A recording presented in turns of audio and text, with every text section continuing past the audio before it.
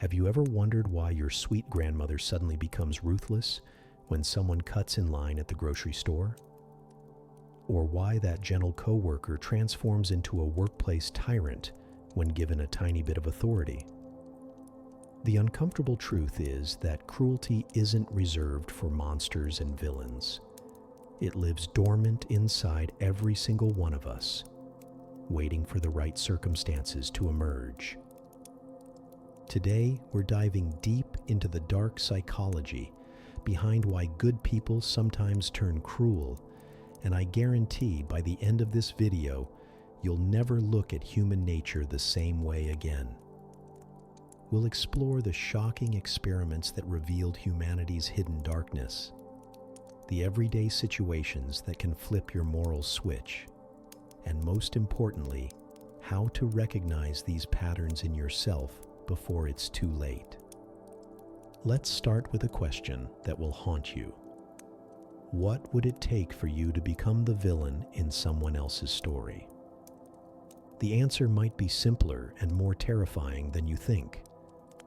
Psychology has uncovered that the line between good and evil isn't carved in stone. It's drawn in sand, and it shifts with every wave of circumstance that crashes over us. Consider this scenario. You're running late for an important job interview. Traffic is crawling. Your stress levels are through the roof. Suddenly you see someone trying to merge into your lane. Normally, you'd let them in without a second thought.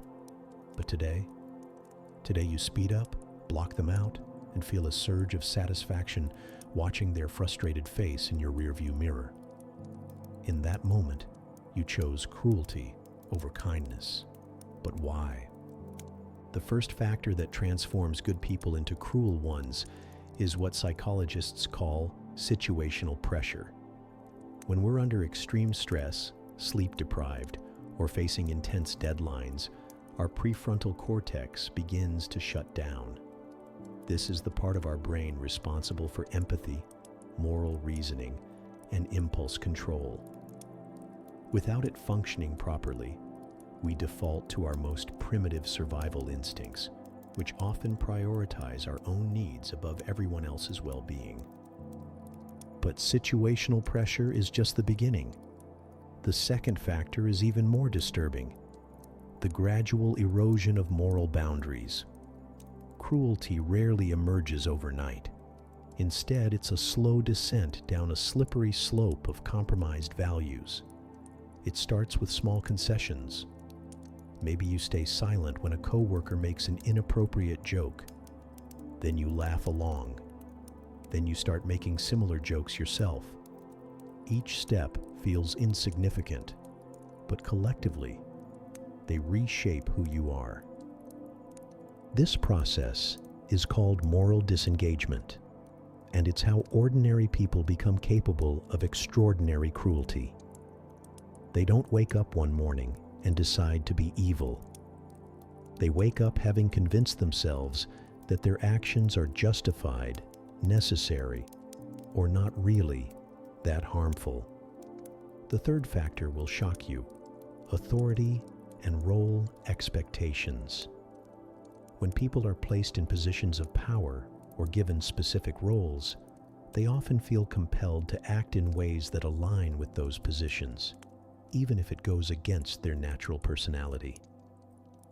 The famous Stanford prison experiment demonstrated this perfectly. College students randomly assigned to play guards began exhibiting genuinely cruel behavior within days, while those assigned as prisoners became increasingly submissive and psychologically damaged. But here's where it gets really interesting.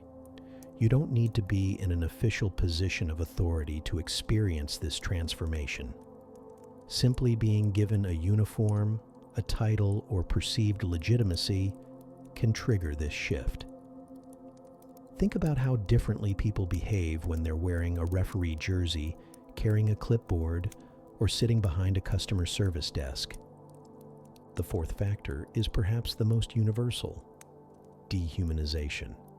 When we stop seeing others as fully human, cruelty becomes not just possible, but easy. This doesn't require dramatic circumstances like war or genocide. It happens in everyday situations when we reduce people to their roles, stereotypes, or inconveniences. The homeless person becomes just an obstacle to avoid. The slow cashier becomes an annoyance disrupting your day. The political opponent becomes an enemy to defeat, rather than a fellow human with different perspectives. Social media has amplified this effect exponentially. Behind screens, we can engage in levels of cruelty that would be unthinkable in face-to-face interactions. The comment sections become battlegrounds where empathy goes to die, and ordinary people transform into digital bullies without realizing the human cost of their words. The fifth factor ties everything together: group dynamics and conformity. Humans are hardwired to fit in with their tribes, sometimes at the expense of their individual moral compass. When a group normalizes cruel behavior, members often participate to avoid social rejection or gain acceptance. This is how workplace bullying spreads, how online harassment campaigns gain momentum, and how entire communities can turn against individuals. But here's the most chilling part. Most people who engage in cruel behavior don't see themselves as cruel. They've constructed elaborate justifications that allow them to maintain their self-image as good people while acting in harmful ways.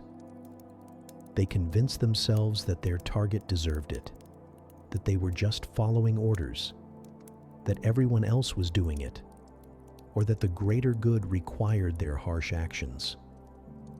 This self-deception is so powerful that people can engage in genuinely harmful behavior while feeling morally superior about it. They're not just cruel, they're righteously cruel, which makes them even more dangerous because they feel justified in their actions. So how do we recognize these patterns in ourselves? The first warning sign is when you find yourself creating elaborate justifications for behavior that would normally make you uncomfortable. If you're spending significant mental energy explaining why your actions are acceptable, it's time to pause and examine your motivations honestly. The second warning sign is emotional numbing toward others' suffering. When you stop feeling natural empathy for people in distress, or when you actively enjoy someone else's misfortune, you've crossed into dangerous territory. This doesn't mean you need to save everyone, but the complete absence of compassionate response is concerning.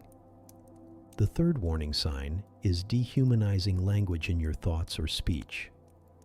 When you start referring to people in terms that strip away their humanity, using labels that reduce them to their worst characteristics or most annoying behaviors, you're setting the stage for cruel treatment.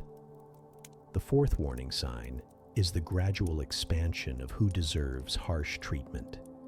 It might start with people you perceive as genuinely harmful, but slowly expand to include anyone who disagrees with you, inconveniences you, or fails to meet your expectations. Understanding these patterns isn't meant to make you paranoid about your own capacity for cruelty, but rather to develop the self-awareness necessary to make conscious choices about who you want to be.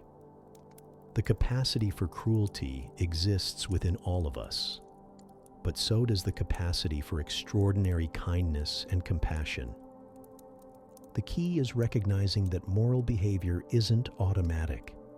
It requires constant vigilance, deliberate choice, and the courage to act according to your values, even when circumstances pressure you to do otherwise. It means regularly examining your motivations, checking your justifications against your core principles, and staying connected to your empathy, even when it's inconvenient. Most importantly, it means accepting that you're capable of both great kindness and terrible cruelty, and choosing which side of yourself to nurture. The good news is that just as cruelty can spread through groups and situations, so can kindness, empathy, and moral courage. The next time you feel that familiar surge of righteous anger, the urge to put someone in their place, or the temptation to join in when others are tearing someone down, remember this video. Remember that in that moment, you're standing at a crossroads between the person you've been and the person you're becoming. The choice is yours, but now you can make it consciously, with full awareness of the forces trying to push you toward your darker nature. That awareness might just be the difference between becoming someone you're proud of and becoming someone you don't recognize. What situations have you noticed bring out your less compassionate side?